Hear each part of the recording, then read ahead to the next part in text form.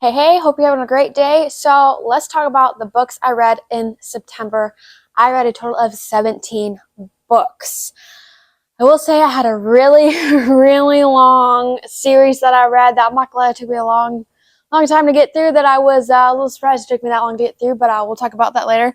First off, the first book that I read was Hawk. I thought this was going to be a dark romance. Was it good? Yes. But I don't think well, I know it's not what I think. It was not what I intended it to be. I thought it was going to really be a dark, heavy romance, lots and lots of smut. I mean, there was some good smut in it, but it was more of a dark story to it than like a dark romance to what I thought it was going to be. So pretty much what happens in the story is these like two kind of college sweethearts have been living together kind of happily, peacefully. They're eventually going to get married. Are they married? No, I don't think they're married yet. And she is kind of like just has kind of gone with the flow. She ended up meeting him in college, just for lack of a better word, settled real easy. He's like working for his family law firm, so she like left everything to stay with him and is far away from her family. Well, living this peaceful life, all of a sudden, they now have this roommate who comes in who was in prison for like, I don't know, like 10 years or something like that. And she's like, well, why do we have him here? And he's just like, oh, he's my old friend. Like, we're going to help him out, yada, yada, yada. And the main character ends up kind of falling in love for the roommate. And then he just kind of comes from a really dark backstory. And I mean, it was good, but it's just really not what I was expecting. There were some heavier topics. He's a recovering addict. I mean, obviously he went in prison. There's a huge like storyline of why he went to prison and what was kind of covered up. And there's a bunch of like things that come like to light through the story, but I don't know. It wasn't what I thought it was going to be, but it was still good. Yeah, I'd give it like a 3.75 out of 5 stars. For me personally, I mean, it was still a good story to read, but it just wasn't what I was expecting out of the book. But I mean, it was still good. I don't think I'd necessarily read it again, but I definitely suggest it for other people. It was a harder story for me to get through. I don't like to read about like drug addictions or prison time and things like that. That's just not something I enjoy, but it was all right. Moving on, Graves. Okay, this one, I didn't realize it in the beginning. I do not like to read about poly or like why choose trope, like the being polyamorous. It's not that I don't approve of it at all. That's not it. It's really hard for me to visualize in my head because like when I read, it's like I'm watching a TV, like a movie or show. Like that is how I see it. I don't see words. Like I see it all pictured. That's why I have to have a really good plot line and a really good author to truly show me what I can see, or else I don't like the book. Now, this was a good book. This was a dark romance book. I'll tell you that. Lots of good smut, but here's the thing. So, two twin brothers, okay? They are exactly alike. They're both kind of the bad guys, but one's more good than bad, if that makes any sense at all. Kind of light to dark, you could say, but they're both definitely dark beings. But, so the dark twin ends up becoming super obsessed with this one girl. She kind of had just escaped a really bad relationship and she's just trying to find her feet again and just trying to like live her life. He becomes like obsessed with her, stalking her, all these other things. She's like walking home from the bar one night, and of course she does not know that like she's being stalked or anything like that, but he ends up offing somebody because he thought like this homeless person was gonna like do something to her. And of course she has like no idea that he's like stabbing the crap out of this poor dude or whatever, as she's like walking back to her apartment. And so he ends up getting caught, going to prison, and then he's just like telling the good twin like, hey, I need you to take care of her, because of course like he hadn't told her about anything. I need you to take care of her. I know I'm gonna be going away for a little while. And like of course they're way under the radar. They're like mercenaries. And so he's just like, you got to get me out of this. You got to get me out of this. But he like, the good twin had kind of then seen this new girl. And then he's just kind of like, oh. So he just kind of, not just say forgot about him, but definitely left him in there for a little while in prison. And he ends up falling in love with the main character, the female. I kid you how to guess what happens. And the other brother ends up breaking out a prison by unknown means. Of course, there's lots of drama that goes on with that, but then they end up kind of, well, in the beginning, she doesn't realize he has a twin, because she's like, at first, like, was obsessed, the bad twin was obsessed with him, or excuse me, the bad twin was obsessed with her, but then he's gone. So she never even knew the bad twin existed. But then the good twin comes and kind of starts taking care of her. Then he ends up, falling in love with her. But then when the bad twin ends up coming back, doesn't tell anybody because he was mad that the good twin left him in prison, ended up like kind of messing that with that relationship dynamic, was like starting to do things saying it was the good twin, but he was definitely not the good twin. And like, of course, then it comes to light like, oh, you have a twin brother. And then she's just like, well, why can't I have both of you? And then of course there's sharing and things like that. I don't know. I didn't dislike the book. I thought it was a good book. I would definitely read it to dark romance readers, but I just don't love the poly or like why choose trope. I mean, it's definitely really, really hot to read, but I don't know. I can't mentally picture it. It's really hard for me to picture, especially like two twins with one girl. I mean, to each their own, but it's still a good book. I'd give it a solid 4 out of 5 stars for me, but not my favorite. Definitely need to start reading more of the description when I start picking out books, I'll tell you that. Okay, Not Acadia. So many thoughts, so many feelings on this one. I don't know that I ever truly have read a dark academia book before, and this is what I would clearly distinguish as a dark academia mystery, maybe some dark romance kind of thrown in there. But it was good. I will say it was a little creepy crawly for me, so if you're not into the bugs like thing, like I'm not really into bugs, I definitely say this book is not for you. But I did enjoy this book. I don't know, it was a lot for me. I guess it just wasn't necessarily what I was expecting. It was a little dark and creepy. I'm not a scary person. I don't like scary movies, like at all. Like the only scary movies I will watch are anything to do with zombies, plagues, which usually they're like the really funny, bogus ones that have like terrible effects.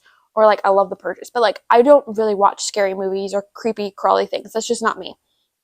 But this book, the main character, her mom dies of like this mysterious illness of like bugs, and she can't find any report of it like anywhere. Okay, and it ends up being this like very mysterious like virus disease, but it's only known to this like very unique small college. And so she gets invited to go there, and she kind of has been living like a really shitty, crappy life, unfortunately.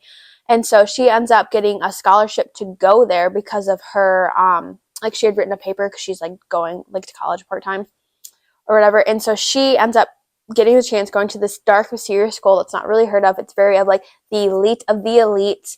And for some reason, they know all about this disease that nobody else knows about, like at all. Like her mom's death was like a hush hush, like nobody should have it. And it's also unknown for anybody off this specific island where this university is to have this disease and like dying this way. So it's like this big deal. So she goes there, she's trying to figure out, number one, what's going on, how her mom truly died, what this disease is about. And then of course, in comes this dark, broody professor, and then they end up kind of falling in love. There is very much an interesting mix of mystery, like her kind of growing into herself, and then like the dynamic between them two, or like the main character and then the MMC. I mean, it was good. It was a little dark. It was a little dreary. For me, it was a little on the creepy edge, but it was still really good. I just don't know that it was necessarily for me, and there's nothing wrong with that. I would still full-heartedly suggest this for so many people. I really, really enjoyed it, but I just don't know. I don't know that this is something that I would personally read again, but I mean, I'd still give it a solid 4 star. It was good. It was a good book, but it's a little dark and creepy for me. Now, this one, I know I had, like, Not Acadia, I get it recommended a lot with, what is it called? Gothicana. I literally just read this the last few days. Gothicana is definitely more around dark academia, better plot line, I think, for me, and more mysterious. Now that is more my route, but honestly, I would read both books. Like Not a Kitty is definitely a great fall read. It's spooky, it's kind of creepy, it's crawlies. I mean, it was good. But Gothicana, that would say more my route. We'll talk about that another time. But that one, I would say, if you're not necessarily so sure about Not Acadia, but still wanting the dark academia vibe, but not as, I'm going to say not as creepy. There's some creepy things that happen in Gothicana, but it's different. I think it's better written. I think it's more of a unique story. And I think it ensembles more of a dark academia vibe.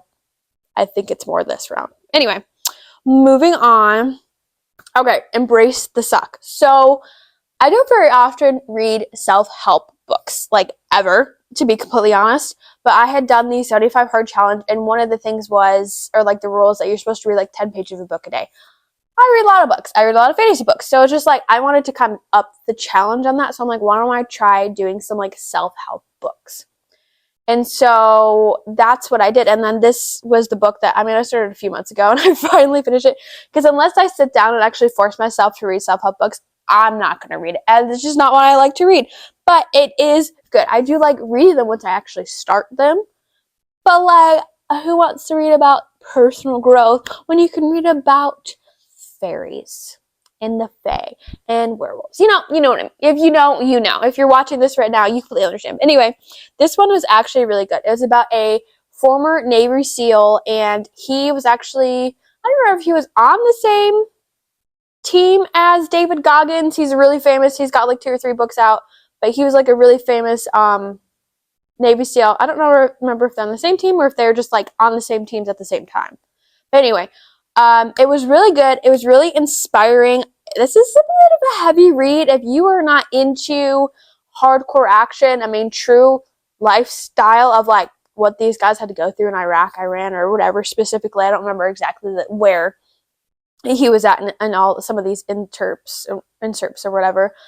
But it was a little heavy, but he gave you real knowledge. And what I really liked about it is there's a lot of steps. It was simple steps that you could add into your daily life that could really help you try and get towards your next goal, how to progress as a human being, how to not only hit the next goal, but hit the next personal, financial, personal, like fitness gains. And it wasn't just like a one fits all kind of thing. This was like really like something that you could do to encompass all goals. And that was easy to like interpret into your life, or integrate, not interpret. What am I saying?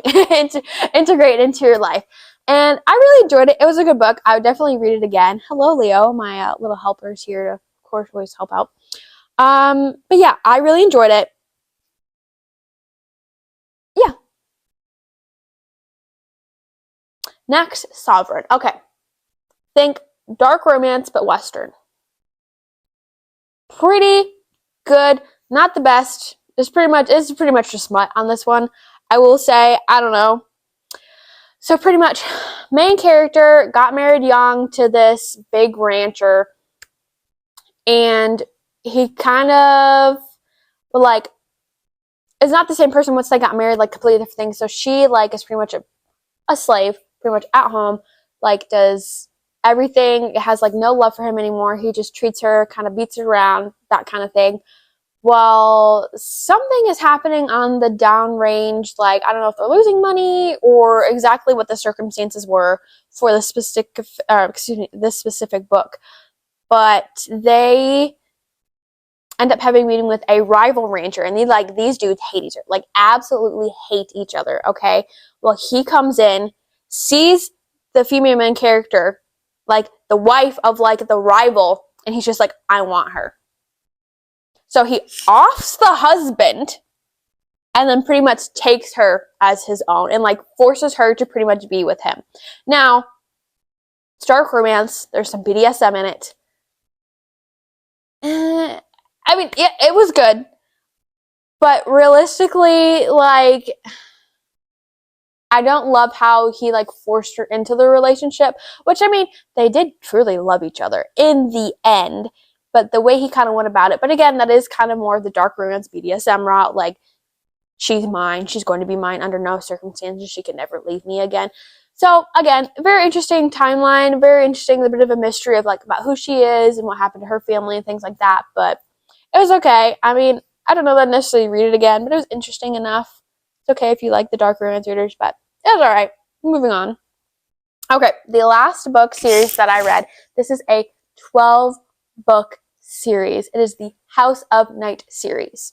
The first book is marked, yes, 12 books. So I originally read this when I was in high school, middle school, and for some reason I have them like on all paperback or like actual books.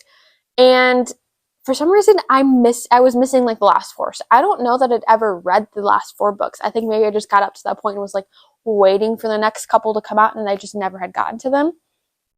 But I ended up reading them. I ended up finding the last 4 in Barnes & Noble the other day, and I was like, heck yeah. So I ended up, I'm like, let's read it. Like, it is beginning ready to be spooky season. Let's go ahead and start it. But yeah, 12 books. I will say, I think the series is a little long-winded. Like, all of these books are around 300 to like 350 pages. Was it a good series? Yes. I think, I will say, I have a really hard time with young adult series. Some hit really good with me, some I don't. For reference, I am 27 years old. Like, there's certain ones where it's like, I know going into it, there's nothing wrong with YA at all. But it's just like, I am a little bit more of a new adult person and can read and understand more things. So I get really annoyed when the main characters, obviously they're young, they're like 16, 17, whatever, and they're just doing really catty, dumb, young shit. Like, totally okay. Like, I get that. But there's some authors that do it so well and others who just don't, that you find it like truly annoying. Like, Hunger Games versus House of Night, you know, like, there's a strict difference. It doesn't matter, like, they're different genres, but do you understand, like, what I'm getting at there? You get it. You get it. So I will say I have a harder time differentiating, like, some young adults I really get along with, some young adult books I really don't. Ultimately, this series was good. I will say I got very annoyed with the main character and, like, her development. Like, I felt like she would, like, take a step forward and then, like, take 5 steps back. And it's just like, I don't think there's any need for 12 books still fighting, like, pretty much the same foe the entire time. And it's just like, it would get kind of boring, but then something would happen to spark my interest again, and then I'd read it again. Like, this is still a solid book. I just don't know, again, at, like, being 27, I think this would be better truly for, like, the younger age, around maybe 16, 17, like, true young adult. I don't know that this necessarily translates to, like, I'd read again, like, today. It was still good. She is pretty much, so in this world, vampires, everybody knows about them, but you get, like, crescent marks on your head and tattoos. Now, you're not made into a vampire, you were born into a vampire, and you don't know when. You get chosen when you're, like, around 16 years old, around that age, and like, a vampire comes back and it's just like, you are a vampire, and then, like, boom, tattoo, and then you have to leave your entire life behind and go and live in this vampire academy. And it's pretty much like Hogwarts, but for vampires. And they have, in this instance, elemental magic and other certain abilities. Again, it was good. I enjoyed it. I think it is a solid series. But for me personally, I think it is still, it's just a little young for me. And I don't say that very often about young adults, because there are several young adult series that I love, like Vampire Academy. I love Hunger Games. I love Divergent. You know what I mean? There's certain books that I absolutely would read again and again and again that I had read from my youth. But this specifically, I think, is more for the youth. I didn't necessarily enjoy it reading it now as a 27-year-old. But that was just my opinion. I did enjoy it. But yeah, that's it. 17 books this month of September. I hope you guys enjoyed this. Let me know what you guys read in the comments, and I will see you on the next one.